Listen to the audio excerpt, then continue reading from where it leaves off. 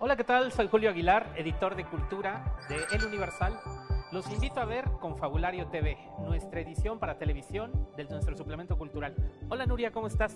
Hola, ¿qué tal, Julio? Muchas gracias por acompañarnos en Confabulario. Soy Nuria Díaz Mazó y en esta ocasión tenemos un programa de lujo.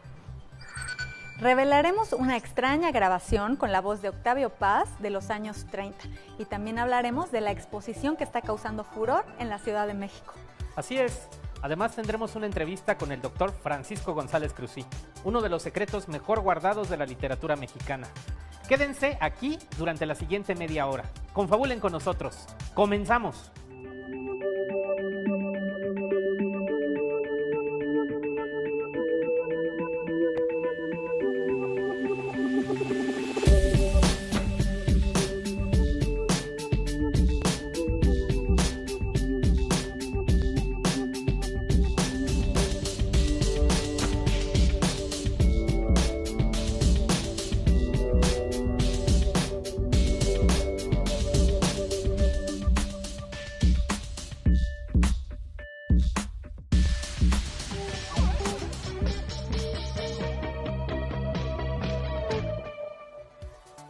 Recién se cumplieron 100 años del nacimiento de Octavio Paz. La Ciudad de México fue uno de sus motivos literarios.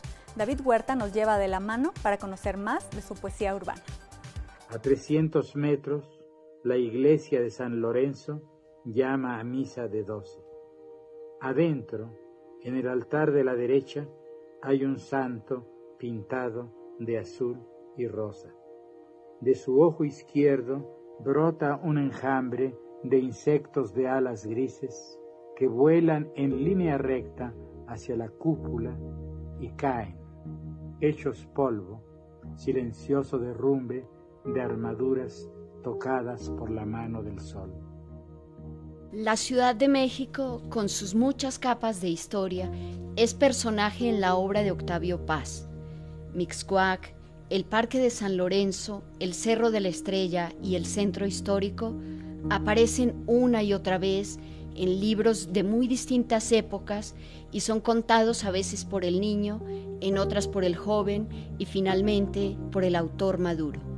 La memoria de Octavio Paz va quedando depositada en la ciudad. Él está imbricado, él está entrelazado. Su destino, su vida, sus sensaciones, su pensamiento, su imaginación está entrelazado íntimamente con la ciudad. Es un poeta moderno, es un poeta de la Ciudad de México, del barrio de Mixcoac, de esta zona en la que nos encontramos ahora.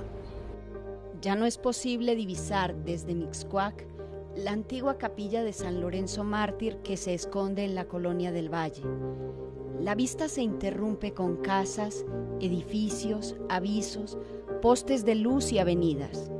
No era así hace poco menos de un siglo, cuando Mixcoac era un pueblo y el niño Octavio Paz vivía ahí en la casa de su abuelo Ireneo Paz.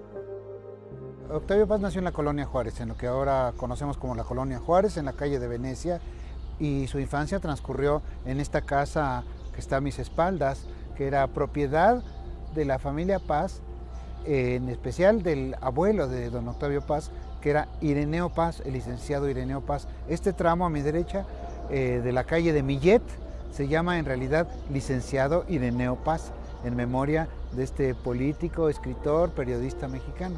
Después su vida se diversifica, como la de todos los adolescentes y jóvenes, y se concentra en el centro histórico, en lo que ahora llamamos el centro histórico, y ahí ocurre la vida de Paz en los cafés, en las aulas universitarias de San Ildefonso, en las salas de concierto, en los lugares donde se dictaban conferencias.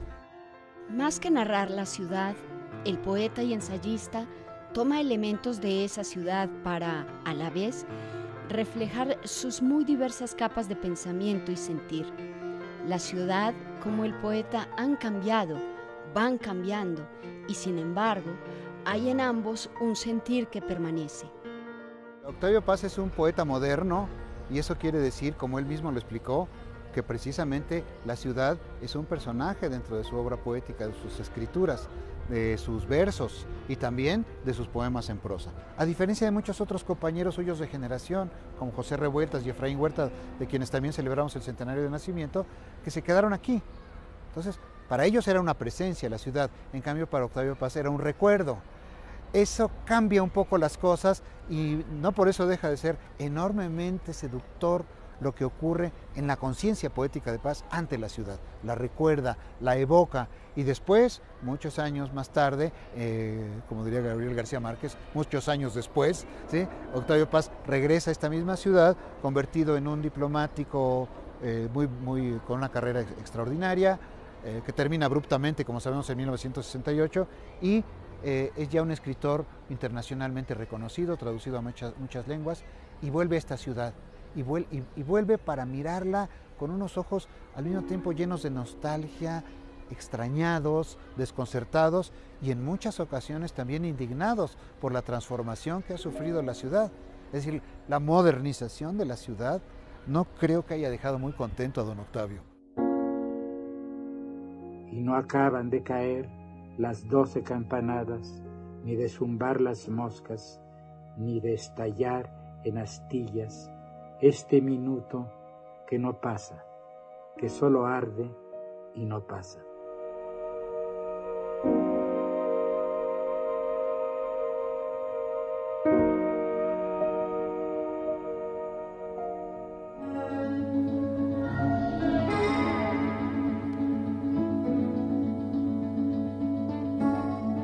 Hace poco llegó a nuestras manos una verdadera joya.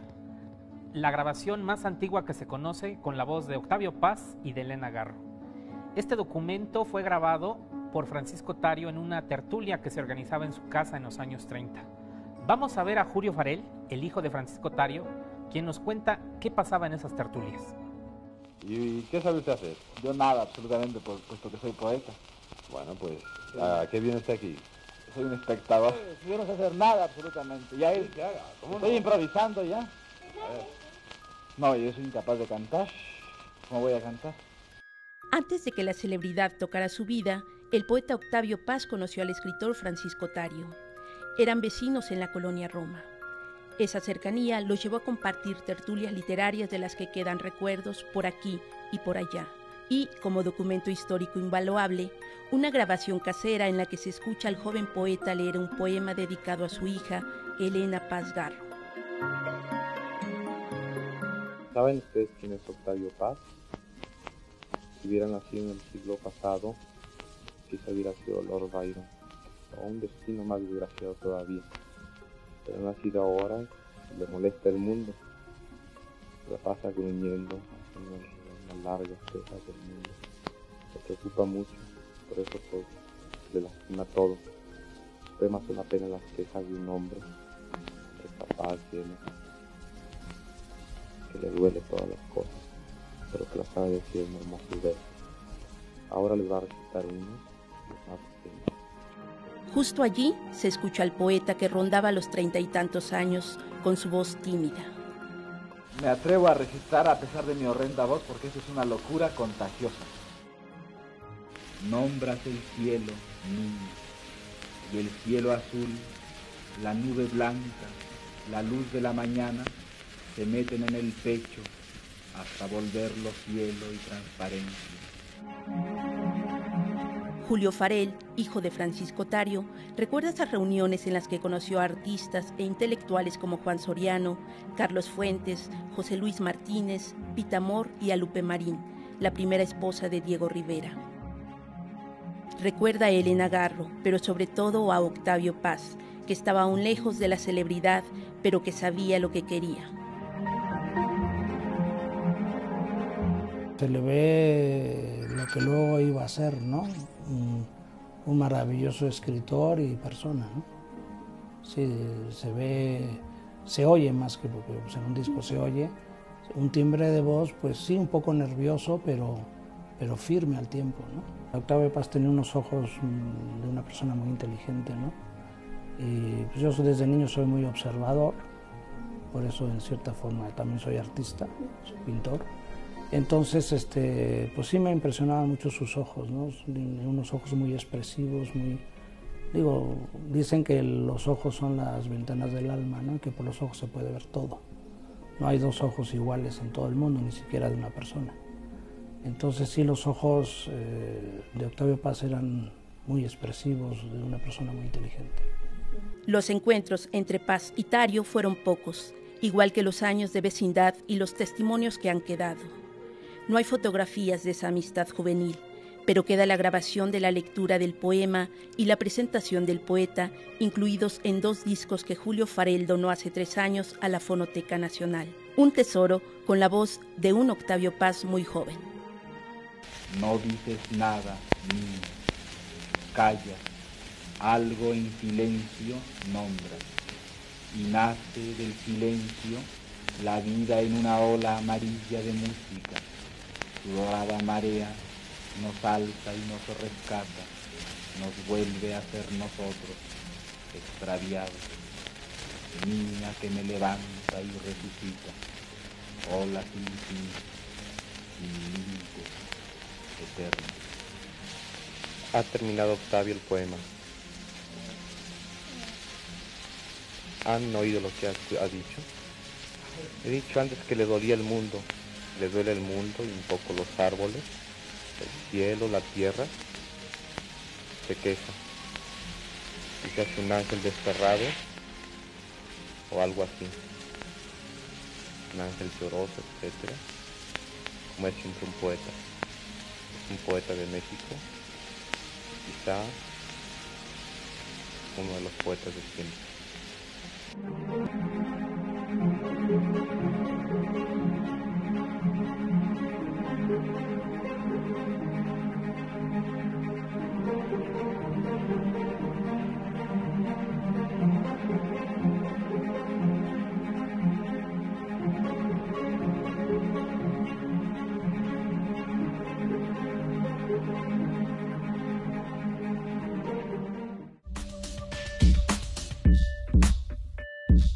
Si ustedes no han ido a ver la muestra Desafío a la Estabilidad en el Museo Universitario de Arte Contemporáneo de la UNAM, se están perdiendo de una de las muestras más importantes que se han exhibido en esta ciudad. Esta exposición reúne la obra de artistas que desde los años 50 han sido fundamentales en la historia del arte mexicano. Es una muestra realmente impresionante. Nada más por ver el mural de hierro de Manuel Felgueres, rescatado para esta muestra, vale la pena ir. Los invito a ver este trabajo de Sonia Sierra que nos habla de esa pieza y de otras más.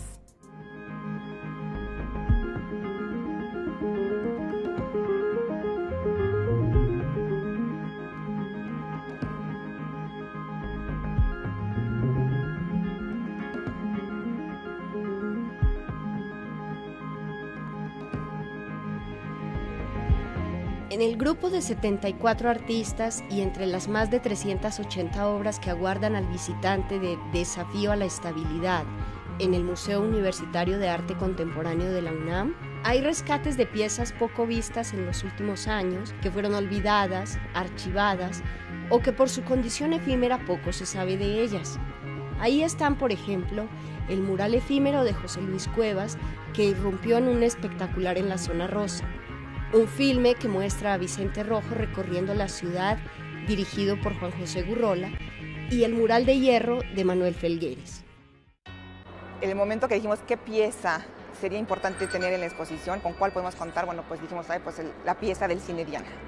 Por un lado se seguía llamando mural, entonces eso es como acercarnos como a las décadas anteriores, pero por otro lado rompía con el tipo de materiales que se habían estado usando. Él usa la chatarra, pero también rompe con la narrativa. A comienzos de los años 60, Manuel Felgueres concibió y creó el mural de hierro, una obra de arte abstracto que poco o nada tenía que ver con las historias y motivos en los murales de la Escuela Mexicana de Pintura. Inaugurada con un performance de Alejandro Jodorowsky el 19 de enero de 1962, durante más de 50 años, esta pieza de Felgueres estuvo en las paredes del Cine Diana. Fue súper interesante y fue un proyecto que yo lo veía como un casi imposible. Fueron más de 2 años, de una vuelta para acá, otra para allá. Llevaron unos restauradores, llevaron otros. Manuel decía que sí, que no, dónde se debía de cortar. Considero que estaba en bastante buen estado.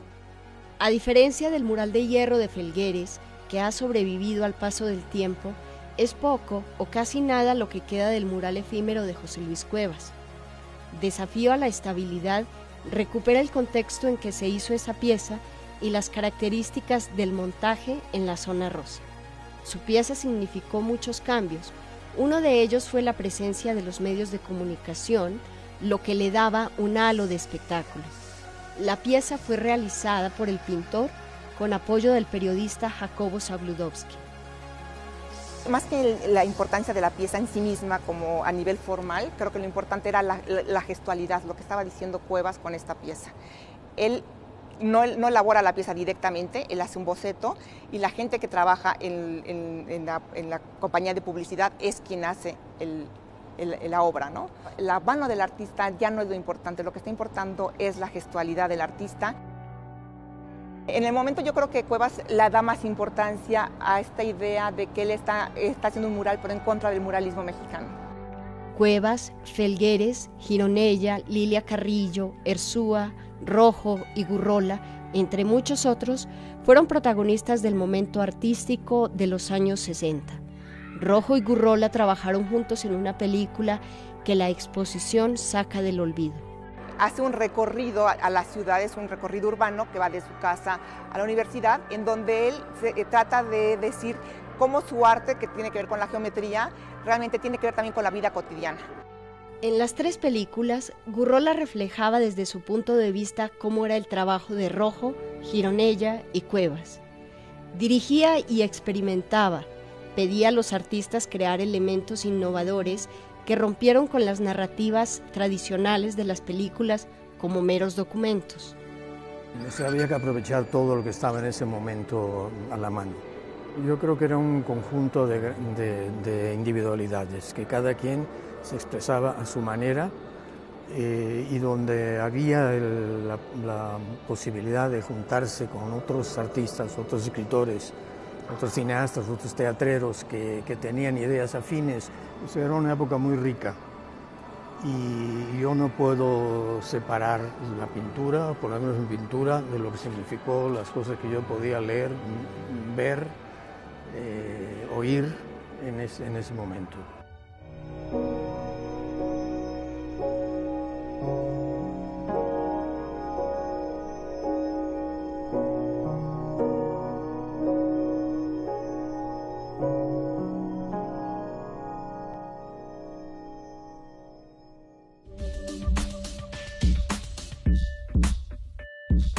Hoy todo mundo habla de libros electrónicos, pero hay varias cosas que necesitamos saber para decidir qué dispositivo comprar para leerlos y también para saber qué títulos ya están disponibles.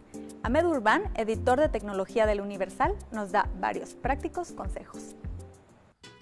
Aunque la mayoría de los libros que se leen en el mundo están impresos en hojas de papel y se compran a través de librerías físicas, cada vez más personas se interesan en tener nuevas experiencias de lectura utilizando ebooks o libros electrónicos. ¿Pero qué son estos textos digitales y cómo puedo obtener uno? Soy Ahmed Urbán y en esta emisión de Confabulario Televisión les mostraremos cómo descargar libros electrónicos en dos de las principales plataformas, en los iPhones, iPods y iPads fabricados por Apple y en los lectores electrónicos Kindle creados por Amazon.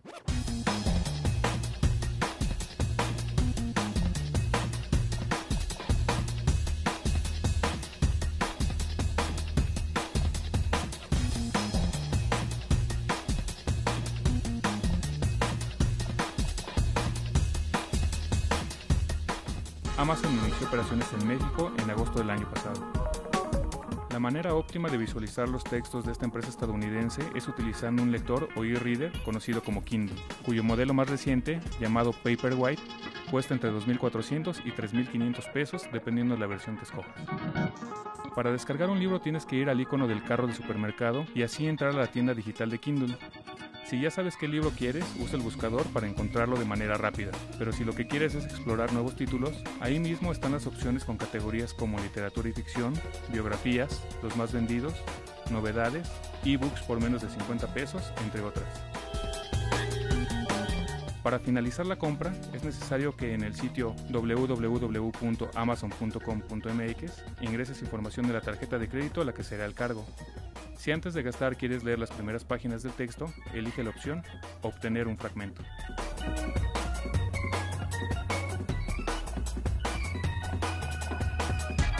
Amazon también desarrolló aplicaciones para desplegar sus libros digitales en equipos con sistemas operativos iOS, Android, Windows Phone y BlackBerry, así como una tecnología que registra la página que estabas leyendo la última vez para mostrarla cuando abras de nuevo el libro, esto sin importar en qué dispositivo retomes la lectura.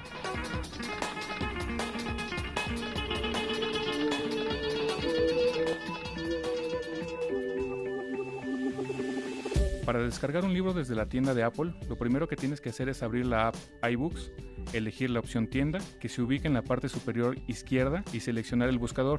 Ahí deberás ingresar el nombre del libro, el del autor o alguna palabra clave.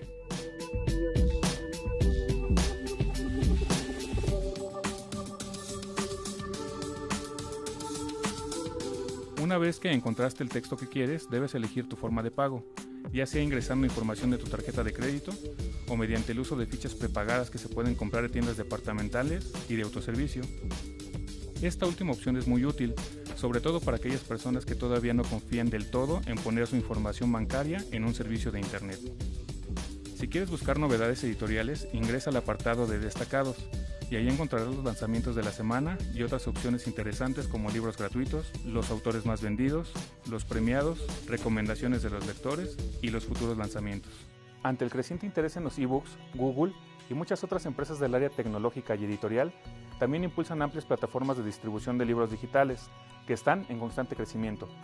Incluso hay especialistas que aseguran que los lectores constantes, después de usar un ebook, consumen más libros tanto físicos como digitales. Para Confabulario Televisión, Ahmed Urbán.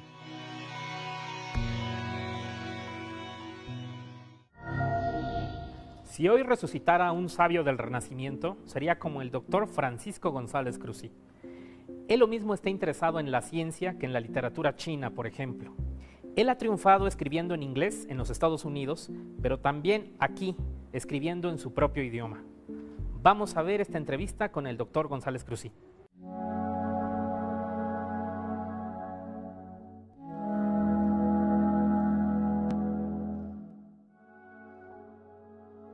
Francisco González Cruzí es un renovador del ensayo literario sin ser escritor por formación. El científico mexicano radicado en Estados Unidos desde hace más de 50 años ha hecho del ensayo un género dúctil que conjuga los aspectos biológicos y médicos con la literatura. Yo tenía más de 55 años cuando empecé a escribir literatura propiamente dicha, por varias razones. Primero, porque no era mi lengua, o sea, se puede escribir un artículo médico, técnico, científico, porque la nomenclatura, la terminología es aproximadamente la misma. La literatura, en cambio, requiere un dominio más completo del idioma. No me sentía yo seguro para usar el lenguaje literario en inglés. O sea, por eso dejé pasar un tiempo estudiando los literatos de lengua inglesa, sobre todo los ingleses del siglo XVIII. De tal manera que algunos críticos después me han criticado diciendo que mi lenguaje es arcaico. Considerado un ensayista de culto, González Cruzí es un mexicano excepcional, hombre de gran erudición e hijo de la colonia obrera. Yo nací y me crié en la colonia obrera. Para ser más exacto, nací en la esquina de Fren Rebolledo y Bolívar. Había una farmacia que, por cierto, todavía existe, pero ya muy cambiada, que se llamaba La Virgen María, que era propiedad de mi padre, y al morir mi padre, mi madre se quedó con ella. Su primer libro de ensayos literarios, Notas de un anatomista, lo publicó en 1985, tras varios años de vivir en Estados Unidos. Era un trauma dejar a la familia, los amigos, la cultura, la lengua de uno. Yo digo que es como cortar el cordón umbilical, pero no simple corte como quien dice con un bisturí muy aséptico, era como cortarlo con un hacha toda llena de moho, ¿verdad? Llena oxidada. El patólogo y escritor aborda los temas médicos desde una mirada artística. Ha hablado de la historia cultural de la calvicie, el estornudo, la relación con los sentidos, el origen del deseo, el cuerpo, la muerte y China. Cultura con la que tiene contacto desde hace 37 años a través de su esposa. Yo soy un extranjero indocumentado en la República de las Letras. Entré ilegalmente, entré por la medicina, por la puerta de atrás, ¿no? Y por eso digo, no sigo ninguna escuela Y además mi ambición ha sido de conjugar los aspectos biológicos médicos con la literatura. Y como muy pocos lo hacen, eso me ha valido cierta originalidad. Durante 3 años fue tutor de ensayo del FONCA, labor que lo reencontró con México, con la literatura y lo dio a conocer a los jóvenes escritores. Sin embargo, sabe que su vida terminará en Estados Unidos. Para bien o para mal, la suerte está echada y me ha tocado vivir en Norteamérica. Y pienso yo que la tierra de Norteamérica es tan buena como la tierra de México para que mis huesos ahí reposen. Un poco más fría, pero quizás eso me conserve en los huesos un poco más tiempo.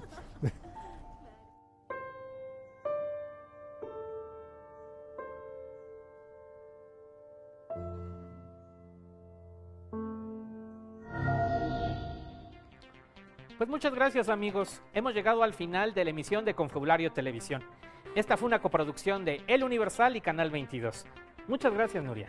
Gracias, Julio. Muchas gracias por acompañarnos. No se olviden de seguirnos en nuestras redes sociales y nos vemos la próxima semana con nuevos reportajes. Los esperamos aquí para seguir confabulando.